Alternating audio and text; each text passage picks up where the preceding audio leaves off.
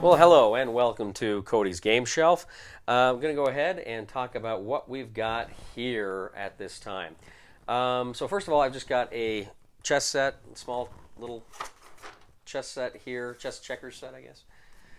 I've got the Ticket to Ride 10th anniversary and the Ticket to Ride Europe 15th anniversary. Really enjoy this one. I played Ticket to Ride Europe. I played the game, but I haven't played this version, so I guess I could call it Shelf of Shame, I guess, maybe. But I really liked both of those games. I actually want to play this Europe one before too long because it's a fun game and it's a beautiful version. They've got the really nice train cars and stuff in those versions here. Actually, let me go here. This is Shelf of Shame, Blade Runner. This is a social deduction game. Have not played it. Looks pretty fun. I may end up giving it away though because I got a lot of social deduction games and whatever. Right here we've got Habsburg Eclipse. This is a great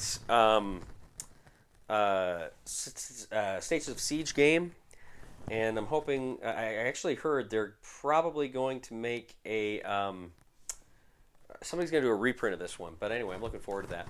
And then this, I was looking for this earlier. This is actually an expansion to For the Crown, which I've got over on the other shelf.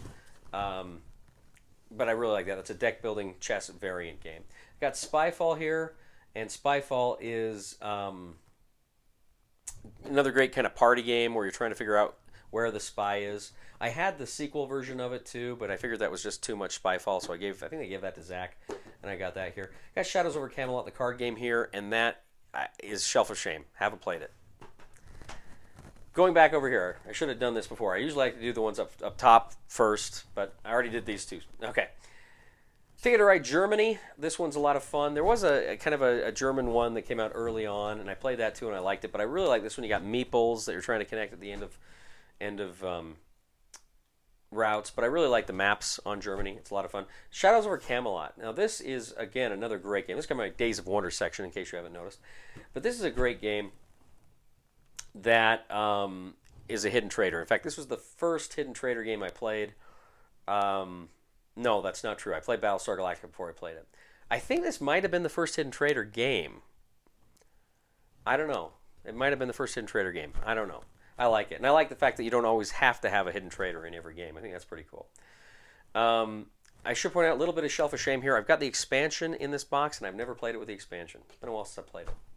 Mystery of the Abbey. This is a phenomenal game. This is like Clue on steroids. If you like Clue, this game is even better. It's you ask questions. It's a little more interactive. There's more stuff you can do, but it's loosely based on that film In the Name of the Rose with Sean Connery, where you're monks in an abbey and you're trying to question all the other monks. And like there's hooded monks and bearded monks and fat monks and thin monks, and you're trying to find out which monk. You're trying to narrow it down. Which monk actually committed the murder. Very fun game.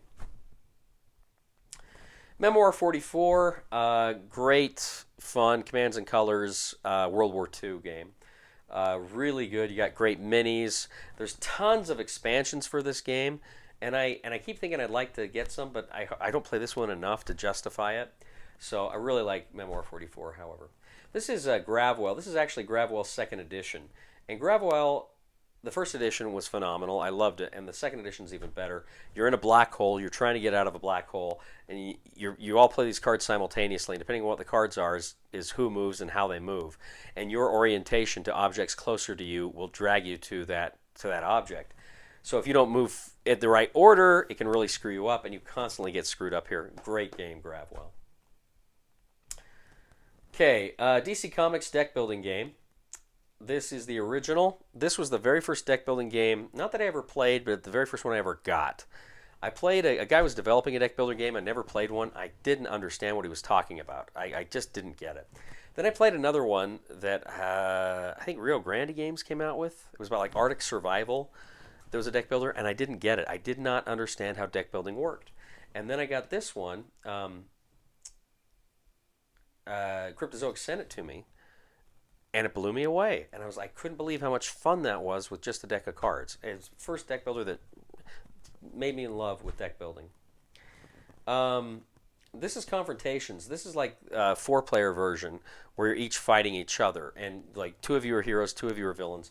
This is an awesome way to play it. I've only played this one version a couple of times, but it's an awesome way to play it. This is the Heroes United version of DC Comics. Again, kind of the same game, but different heroes and some different abilities. This is the Lord of the Rings deck builder. I had all three. This is the Fellowship. I had all three, and they're good, but I kind of thought they were a little too samey, so I just kept the one. Very fun game here. Of course, I've got the Crisis expansion. This is just kind of an expansion pack for the DC game. I've got Nightmare Chess here, incidentally. This is great chess variant. You're playing cards. They do all sorts of fun things. I've talked about this before. When I was at the Off-Broadway Theater for years, a lot of the guys that play this, and I'd roll my eyes. Why don't you just play regular chess? That's so stupid. And then years later, when I started really getting into games, I thought, why didn't I play that? That looked like it would have been fun. And then when they re-released this version, I bought it as soon as I could, and I played it, and I fell in love with it. And Zach got it. Zach used to play it all the time. Couldn't figure out why I wasn't playing it. Great game. And then, of course, I've got the two rivals here. This is the same system from Confrontations, but here you got Batman and the Joker. Here you got Green Lantern versus Sinestro, and you're playing directly. These are two-player versions of DC Comics deck building game. Heck of a lot of fun. All right, tell me what you think about this shelf. Let me know. Do you like these games, and are there any I should get rid of? Thanks a ton. We'll see you next time.